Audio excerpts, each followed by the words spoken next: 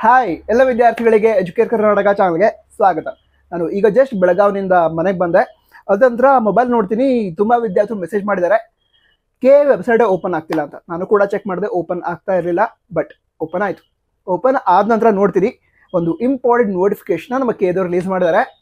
ನಂತರ application editing ಏನಿದೆ ಅದ್ರ ಬಗ್ಗೆ ಕೊಟ್ಟಿದ್ದಾರೆ ಇನ್ಫಾರ್ಮೇಶನ್ ಅನ್ನ, ಯಾವ್ಯಾವ ಡೀಟೇಲ್ಸ್ ಅನ್ನ ಎಡಿಟ್ ಮಾಡಬಹುದು ಅಂತ. ಆ ಎಲ್ಲ ಡೀಟೇಲ್ಸ್ ಅನ್ನ ಈ ವಿಡಿಯೋ ತಿಳ್ಕೊಳ್ತಿದೀವಿ. ನಂತರ ಎಲ್ಲ ಇನ್ಫಾರ್ಮೇಷನ್ಸನ್ನ ಇದೇ ರೀತಿ ಆದಷ್ಟು ಬೇಗ ನಿಮ್ಗೆ ಹೇಳ್ತೀವಿ. ಅದಕ್ಕೋಸ್ಕರ ತಪ್ಪದೆ ಸಬ್ಸ್ಕ್ರೈಬ್ ಮಾಡಿ. ಸರಿ, ಈಗ ವಿಷಯಗಳನ್ನ ತಿಳಿದುಕೊಳ್ತಾ ಹೋಗೋಣ. ಯಾವ್ಯಾವ ಡೀಟೇಲ್ಸನ್ನು ಎಡಿಟ್ ಮಾಡಿ ಸರಿ ಮಾಡ್ಕೊಳ್ಬಹುದು ಅಂತ. ಸರಿ, ಮೊದಲೇದಾಗಿ ಈಗ ಅಭ್ಯರ್ಥಿಗಳು ತಮ್ಮ ನ್ಯಾಷನಾಲಿಟಿ ಏನಿದೆ ಅದನ್ನು ರಾಂಗ್ ಆಗಿ ಎಂಟರ್ ಮಾಡಿದ್ರೆ ಅದನ್ನು ಎಡಿಟ್ ಮಾಡಿ ಸರಿ ಮಾಡ್ಕೊಳ್ಬಹುದು ಅಂತ ಹೇಳಿದ್ದಾರೆ.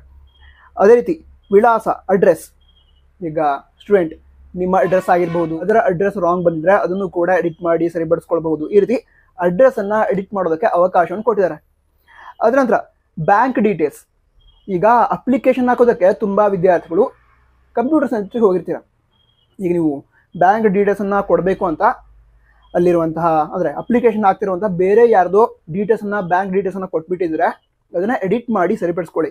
ಒಂದು ನಿಮ್ಮ ಬ್ಯಾಂಕ್ ಡೀಟೇಲ್ಸ್ ಅನ್ನ ಎಂಟರ್ ಮಾಡಿ, ಇಲ್ಲದ್ರೆ ನಿಮ್ಮ ಫ್ಯಾಮಿಲಿ ಮೆಂಬರ್ಸ್, ತಂದೆ ತಾಯಿ ಅಥವಾ ಅದೇ ಫ್ಯಾಮಿಲಿ ಮೆಂಬರ್ಸ್ನ ಡೀಟೇಲ್ಸ್ ಅನ್ನ ಎಂಟರ್ ಮಾಡೋದನ್ನ ಬಿಟ್ಟು ಬೇರೆ ಯಾರ್ದೋ ಡೀಟೇಲ್ಸ್ ಅನ್ನ ಎಂಟರ್ ಮಾಡಬೇಡಿ. ಸರಿನಾ? ಬ್ಯಾಂಕ್ ಡೀಟೇಲ್ಸ್ ಅನ್ನು ಕೂಡ ಎಡಿಟ್ ಮಾಡಿ ಸರಿಪಡಿಸ್ಕೊಳ್ಳೋದಕ್ಕೆ ಅವಕಾಶವನ್ನು ಕೊಟ್ಟಿದ್ದಾರೆ.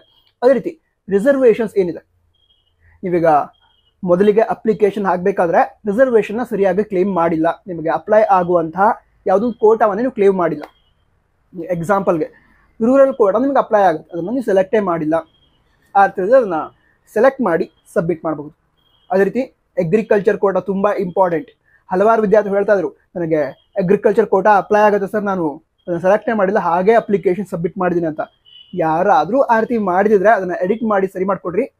ಆಪ್ಷನ್ ಇದೆ, ಏನು ಹೇಳಿ, ಅಗ್ರಿಕಲ್ಚರ್ ಕೋಟಾಕ್ಕೆ ನೋ ಅಂತ ಕೊಟ್ಟಿದ್ರೆ ಎಸ್ ಅಂತ ಸೆಲೆಕ್ಟ್ ಮಾಡಿ ಸಬ್ಮಿಟ್ ಮಾಡಿ. ಸರಿನಾ? ಅದರ ನಂತರ ಮತ್ತೆ ಯಾವ ಡೀಟೇಲ್ಸನ್ನು ಎಡಿಟ್ ಮಾಡೋದಕ್ಕೆ ಆಪ್ಷನ್ ಇದೆ ಅಂತ ತಿಳ್ಕೊಳ್ಳೋದಾದ್ರೆ, ವಿದ್ಯಾರ್ಥಿಗಳ RD ನಂಬರ್ ಏನಿದೆ, ಈಗ ಇನ್ಕಮ್ ಸರ್ಟಿಫಿಕೇಟ್, ಕಾಸ್ಟ್ ಸರ್ಟಿಫಿಕೇಟ್, ಹಾಗೆ 371J ಸರ್ಟಿಫಿಕೇಟ್, ಅದಕ್ಕೆ ಸಂಬಂಧಿಸಿದಂತೆ ನೀವು RD ನಂಬರನ್ನು ಸಬ್ಮಿಟ್ ಮಾಡಿರದೇ ಇದ್ದರೆ ಅದನ್ನು ಸರಿಯಾಗಿ ಎಡಿಟ್ ಮಾಡಿ ಸಬ್ಮಿಟ್ ಮಾಡಬಹುದು. ಅದಂತರ ಯಾವುದಾದ್ರು ವಿದ್ಯಾರ್ಥಿಗಳು ಈಗ ಇನ್ಕಮ್ ಸರ್ಟಿಫಿಕೇಟ್ ಮಾಡಿಸ್ಲಿಕ್ಕೆ ಕೊಟ್ಟಿದ್ದೀನಿ ಸರ್, ನಾನು ಮೊದಲಿಗೆ ಬೇರೆ ಇನ್ಕಮ್ ಸರ್ಟಿಫಿಕೇಟ್ ಇತ್ತು, ಅದರ ವ್ಯಾಲಿಡಿಟಿ ಮುಗಿದೋಗಿತ್ತು, ಅದಕ್ಕೋಸ್ಕರ ಬೇರೆ ಇನ್ಕಮ್ ಸರ್ಟಿಫಿಕೇಟ್ ಮಾಡಿಸಿದೆ ಅಂತ ಹೇಳಿದ್ರೆ ಆ ಹೊಸ RD ನಂಬರನ್ನು ಎಂಟರ್ ಮಾಡಿ ಸಬ್ಮಿಟ್ ಮಾಡಿ. ಸರಿನಾ? ಈ ಪ್ರಶ್ನೆ ಯಾವುದೋ ವಿದ್ಯಾರ್ಥಿ ಕೇಳಿದ್ರು, ಅವ್ರು ಈ ವಿಡಿಯೋನ ನೋಡ್ತಾ ಇದ್ರೆ ಕಮೆಂಟ್ ಬಾಕ್ಸ್ ತಿಳಿಸಿ. ಅದಂತರ ಮುಂದಿನ ವಿಷಯವನ್ನು ತಿಳಿದುಕೊಳ್ತಾ ಹೋಗೋದಾದ್ರೆ, ಆಲ್ರೆಡಿ ಅಪ್ಲೋಡ್ ಮಾಡಿದಂತಹ ಡಾಕ್ಯುಮೆಂಟ್ಸ್ ಏನಿದೆ ಅದರಲ್ಲಿ ಏನಾದ್ರು ಮಿಸ್ಟೇಕ್ಸ್ ಇದ್ರೆ ಅದನ್ನ ಎಡಿಟ್ ಮಾಡ್ಬೋದು ಅಂತ ಹೇಳಿದ್ದಾರೆ. ಅಂದರೆ ಈಗ ಹಲವಾರು ವಿದ್ಯಾರ್ಥಿಗಳು ನಾನು ಥಂಬ್ ಇಂಪ್ರೆಷನ್ ಇರೋ ಜಾಗದಲ್ಲಿ ನನ್ನ ಫೋಟೋವನ್ನು ಅಪ್ಲೋಡ್ ಮಾಡಿದ್ದೀನಿ, ನನ್ನ ಫೋಟೋ ಬರೋ ಜಾಗದಲ್ಲಿ ಥಂಬ್ ಇಂಪ್ರೆಷನ್ ಇದೆ ಅಂತ ಹೇಳ್ತಾ ಇದ್ರು. ಸೊ ಆ ರೀತಿ ಮಿಸ್ಟೇಕ್ಸ್ ಮಾಡಿದ್ರೆ ಅದನ್ನು ಕೂಡ ಎಡಿಟ್ ಮಾಡಿ ಸರಿ ಮಾಡ್ಕೊಳ್ಳಿ. ಸರಿನಾ? ಅಂದರೆ ಸರಿಯಾದ ಥಂಬ್ ಇಂಪ್ರೆಷನ್ ಅಂದರೆ ಅದರ ಪ್ಲೇಸಲ್ಲೇ ಅಪ್ಲೋಡ್ ಮಾಡಿ, ಹಾಗೆ ನಿಮ್ಮ ಫೋಟೋ ಇರುತ್ತೆ ಅದನ್ನು ಕೂಡ ಕರೆಕ್ಟಾಗಿ ಅಪ್ಲೋಡ್ ಮಾಡಿ. ನಂತರ ಸಬ್ಮಿಟ್ ಮಾಡೋಕ್ಕಿಂತ ಮೊದಲು ಅಲ್ಲಿ ಚೆಕ್ ಮಾಡೋದಕ್ಕೊಂದು ಆಪ್ಷನ್ ಇರುತ್ತೆ, ಅದನ್ನು ಚೆಕ್ ಮಾಡಿ ಎಲ್ಲ ಕರೆಕ್ಟ್ ಆಗಿದೆ ಅಂತ ನೋಡಿ ಅದರ ನಂತರ ಫೈನಲ್ ಸಬ್ಮಿಷನ್ ಮಾಡಬೇಕು. ಓಕೆನಾ? ಮತ್ತೆ ಮಿಸ್ಟೇಕ್ ಮಾಡಬೇಡಿ. ಅದರ ನಂತರ ಮುಂದಿನ ವಿಷಯ ತಿಳ್ಕೊಳ್ಳೋದ್ರೆ, ಕೋರ್ಸಸ್ಸನ್ನು ಎಡಿಟ್ ಮಾಡೋದಕ್ಕೆ ಅವಕಾಶವನ್ನು ಕೊಟ್ಟಿದ್ದಾರೆ. ಈ ಪ್ರಶ್ನೆಯನ್ನು ತುಂಬ ವಿದ್ಯಾರ್ಥಿಗಳು ಕೇಳಿದ್ರು, ಸರ್ ನಾನು ಕೇವಲ CETಗೆ ಅಷ್ಟೇ ಎಸ್ ಅಂತ ಕೊಟ್ಟಿದ್ದೀನಿ, ನೀಟ್ಗೆ ಎಸ್ ಅಂತ ಕೊಟ್ಟಿಲ್ಲ. ಮತ್ತು ಕೆಲವು ವಿದ್ಯಾರ್ಥಿಗಳು ನಾನು ನೀಟ್ ಏನಿದೆ UG ನೀಟ್ ಕೋರ್ಸ್ ಸೆಲೆಕ್ಷನ್ ಇಲ್ಲ ಅದಕ್ಕೆ ಎಸ್ ಅಂತ ಕೊಟ್ಟಿದ್ದೀನಿ, ಬಟ್ UG CET ಕೊಟ್ಟಿಲ್ಲ. ಈಗ ನನಗೆ CET ಕೂಡ ಸೆಲೆಕ್ಟ್ ಮಾಡಬೇಕಿತ್ತು, ಮಾಡಿಲ್ಲ, ಏನು ಮಾಡೋದು ಅಂತ ಕೇಳ್ತಾ ಇದ್ರು. ನಿಮಗೆ ಅವಕಾಶ ಇದೆ, ಈಗ ಎಡಿಟ್ ಮಾಡಿ ಸರಿ ಮಾಡ್ಕೊಳ್ಬಹುದು. ಏನು ಮಾಡ್ಬೇಕು ಹೇಳಿ, ನೀವೀಗ UG ನೀಟ್ ಅಷ್ಟೇ ಕೊಟ್ಟಿದ್ದು, UG CET ಕೂಡ ನಿಮಗೆ ಪ್ರಿಫರೆನ್ಸಲ್ಲಿ ಇದೆ, ಅದು ಕೂಡ ಬೇಕು ಅಂತ ಹೇಳಿದ್ರೆ ಎರಡನ್ನೂ ಸೆಲೆಕ್ಟ್ ಮಾಡಿ.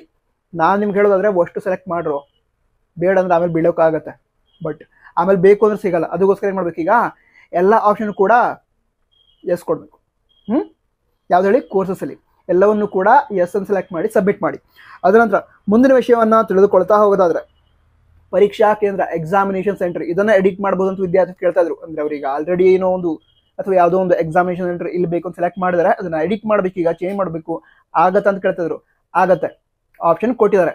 ಈಗ ಎಡಿಟ್ ಮಾಡಿ ಸಬ್ಮಿಟ್ ಮಾಡಿದರೆ ಕರೆಕ್ಟಾದ ಎಕ್ಸಾಮಿನೇಷನ್ ಸೆಂಟರ್ನ ಅಂದರೆ ಪ್ರಯಾರಿಟಿಗಳನ್ನು ಸೆಲೆಕ್ಟ್ ಮಾಡಿ ಎಂಟರ್ ಮಾಡಿ ಸಬ್ಮಿಟ್ ಮಾಡಿ.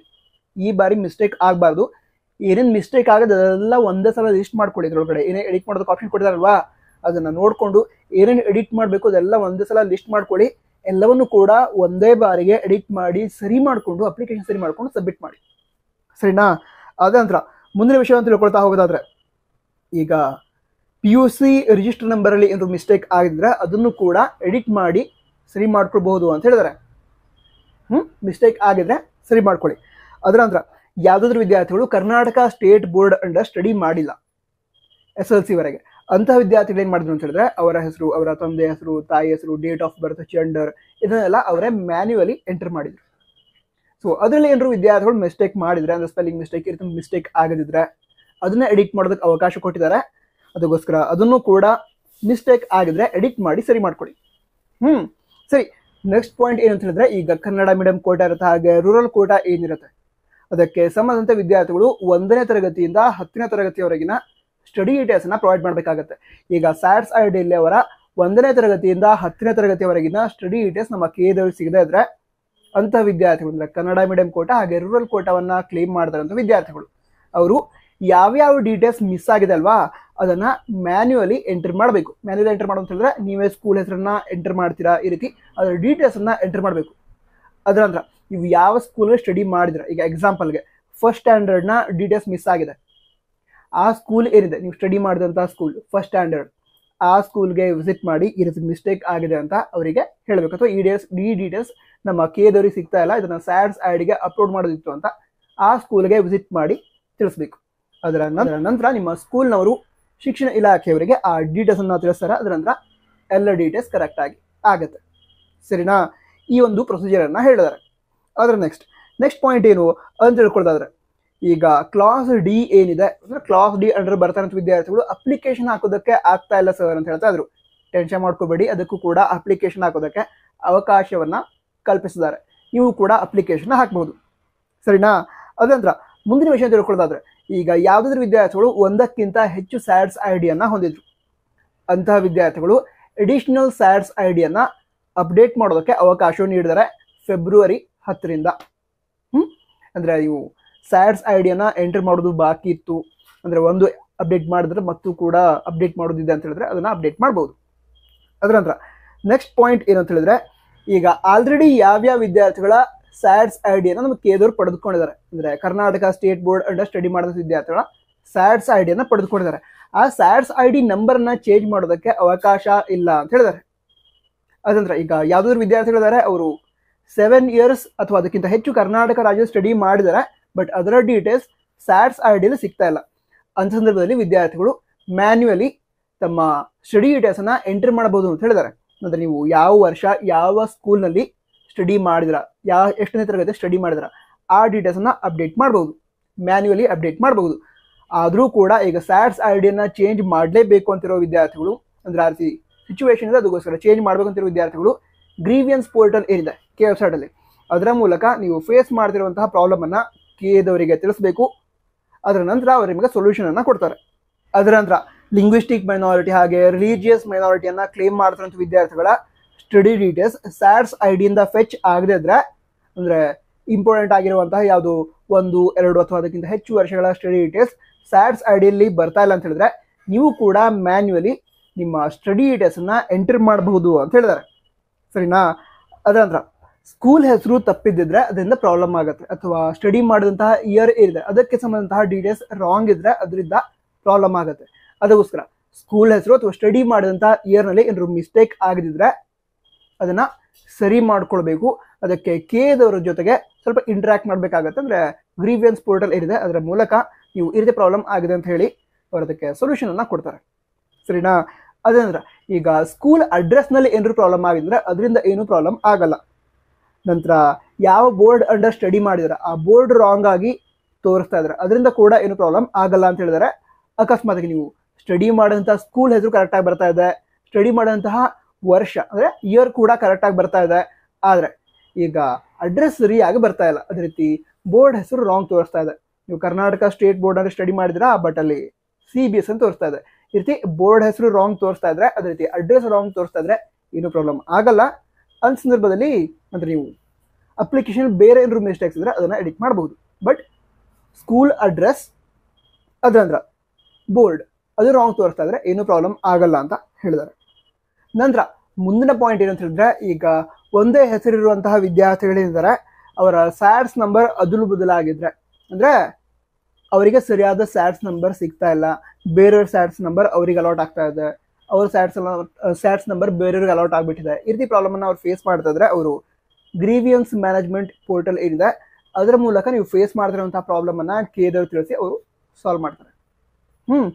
ಅದಂತರ ಮುಂದಿನ ವಿಷಯ ತಿಳ್ಕೊಳ್ತಾ ಹೋಗೋದಾದ್ರೆ 2016 ಮತ್ತು 17 ಅಥವಾ ಅದಕ್ಕಿಂತ ಹಿಂದಿನ ವರ್ಷಗಳಲ್ಲಿ ಸ್ಟಡಿ ಮಾಡಿದಂಥ ವಿದ್ಯಾರ್ಥಿಗಳಿಂದರೆ ಅವರ ಸ್ಟಡಿ ಡೀಟೇಲ್ಸ್ ಸ್ಯಾಟ್ಸ್ ಐಡಿಯಲ್ಲಿ ಸಿಗ್ತಾ ಇಲ್ಲ. ಸೊ ಅಂಥ ವಿದ್ಯಾರ್ಥಿಗಳು ಕೂಡ ಟೆನ್ಷನ್ ಮಾಡ್ಕೊಳ್ಳೋ ಅವಶ್ಯಕತೆ ಇಲ್ಲ. ಬಟ್ ನೀವು ಸ್ವಲ್ಪ ಜಾಸ್ತಿ ವರ್ಕ್ ಮಾಡಬೇಕಾಗತ್ತೆ. ಅಂದರೆ ಅಪ್ಲಿಕೇಶನ್ ಹಾಕೋದಕ್ಕೆ ಏನು ಅಂತ ಹೇಳಿದ್ರೆ, ನಿಮ್ಮ ಎಲ್ಲ ಸ್ಟಡಿ ಡೀಟೇಲ್ಸ್ ಏನಿದೆ ಅದನ್ನು ನೀವು ಮ್ಯಾನ್ಯುವಲಿ ಎಂಟರ್ ಮಾಡಬೇಕು. ಅಂದರೆ ನೀವೇ ಟೈಪ್ ಮಾಡಬೇಕಾಗತ್ತೆ. ಯಾವ ಸ್ಕೂಲ್ ಸ್ಟಡಿ ಮಾಡಿದ್ದೀರಾ, ಫಸ್ಟ್ ಸ್ಟ್ಯಾಂಡರ್ಡ್ ಯಾವ ಸ್ಕೂಲ್ ಸ್ಟಡಿ ಮಾಡಿದ್ದೀರಾ, ಅದ ನಂತರ ಯಾವ ವರ್ಷ ಸ್ಟಡಿ ಮಾಡಿದ್ದೀರಾ, ಇದೇ ರೀತಿ 1ರಿಂದ 10ನೇ ತರಗತಿಯವರೆಗೆ, ಅದೇ ರೀತಿ ಫಸ್ಟ್ PUC ಸೆಕೆಂಡ್ PUC ಈ ಎಲ್ಲ ಡೀಟೇಲ್ಸನ್ನು ನೀವೇ ಎಂಟರ್ ಮಾಡಬೇಕಾಗುತ್ತೆ, ಟೈಪ್ ಮಾಡಬೇಕಾಗತ್ತೆ. ಅಷ್ಟೇ, ಸ್ವಲ್ಪ ವರ್ಕ್ ಆಗುತ್ತೆ. ಅಂದರೆ ಅಪ್ಲಿಕೇಶನ್ ಹಾಕ್ಬೋದು, ಏನೂ ಪ್ರಾಬ್ಲಮ್ ಇಲ್ಲ. ಅದಂತರ ನೆಕ್ಸ್ಟ್ ವಿಷಯ ಏನು ಅಂತ ಹೇಳಿದ್ರೆ, ಈಗ ಯಾವ ವಿದ್ಯಾರ್ಥಿಗಳು ಅವರ ಮೊಬೈಲ್ ನಂಬರನ್ನು ರಾಂಗ್ ಆಗಿ ಎಂಟರ್ ಮಾಡಿದ್ದಾರೆ, ಅಂದರೆ ಅವ್ರು ಹೇಳ್ತಿರೋದು ಅಂತ ಹೇಳಿದ್ರೆ ಒಂದೇ ಮೊಬೈಲ್ ನಂಬರನ್ನು 2, 3 ಅಥವಾ ಹೆಚ್ಚಿನ ವಿದ್ಯಾರ್ಥಿಗಳು ಎಂಟರ್ ಮಾಡಿಬಿಟ್ಟಿದ್ದಾರೆ. ಸೊ ಆ ರೀತಿ ಪ್ರಾಬ್ಲಮನ್ನು ಯಾವ ವಿದ್ಯಾರ್ಥಿಗಳು ಮಾಡಿದ್ದಾರೆ ಅವರು ಗ್ರೀವಿಯನ್ಸ್ ಮ್ಯಾನೇಜ್ಮೆಂಟ್ ಏನಿದೆ ಅದರ ಮೂಲಕ ನಮ್ಮ ಕೇದವರಿಗೆ ಕಾಂಟ್ಯಾಕ್ಟ್ ಮಾಡಿ ಚೇಂಜ್ ಮಾಡ್ಕೊಳ್ಬೋದು ಮೊಬೈಲ್ ನಂಬರನ್ನು ಅಂತ ಹೇಳಿದ್ದಾರೆ. ಈಗ ಯಾವುದಾದ್ರು ವಿದ್ಯಾರ್ಥಿಗಳು ಅಂದರೆ ಮೊಬೈಲ್ ನಂಬರ್ ಚೇಂಜ್ ಮಾಡ್ಬೋದು ಅಂತ ಕೂಡ ವಿದ್ಯಾರ್ಥಿಗಳು ಕೇಳಿದ್ರು. ಆ ರೀತಿ ಮೊಬೈಲ್ ನಂಬರ್ನ ಯಾವ ವಿದ್ಯಾರ್ಥಿಗಳು ಚೇಂಜ್ ಮಾಡಬೇಕು ಅಂತಿದ್ದೀರಾ ಅವರು ಗ್ರೀವಿಯನ್ಸ್ ಪೋರ್ಟಲ್ ಮೂಲಕ ಈ ರೀತಿ ಮೊಬೈಲ್ ನಂಬರ್ ಚೇಂಜ್ ಮಾಡಬೇಕು ಅಂತ ಇದ್ದೀವಿ, ಅದಕ್ಕೆ ರೀಸನ್ ಏನು ಅದನ್ನು ಕೂಡ ಕೇದವರಿಗೆ ತಿಳಿಸಿ ಮೊಬೈಲ್ ನಂಬರ್ನ ಚೇಂಜ್ ಮಾಡ್ಕೊಳ್ಳಿ, ಸರಿನಾ. ಅದಂತರ ಈಗ ಮೈನಾರಿಟಿ ವಿದ್ಯಾರ್ಥಿಗಳು ಹೇಳಿದ್ದಾರೆ ಅವರ ID ನಂಬರ್ ಕರೆಕ್ಟ್ ಆಗಿದೆ, ನಂತರ ಮಾರ್ಕ್ಸ್ ಕಾರ್ಡ್ SSLC ಮಾರ್ಕ್ಸ್ ಕಾರ್ಡಲ್ಲಿರೋ ರೀತಿಯೇ ಎಲ್ಲ ಡೀಟೇಲ್ಸ್ ಕೂಡ ಕರೆಕ್ಟ್ ಆಗಿ ಇದೆ, ಆದರೂ ಕೂಡ ಹೆಸರು ಮ್ಯಾಚ್ ಆಗ್ತಾ ಇಲ್ಲ, ಮಿಸ್ ಮ್ಯಾಚ್ಡ್ ಅಂತ ಬರ್ತಾ ಇದೆ.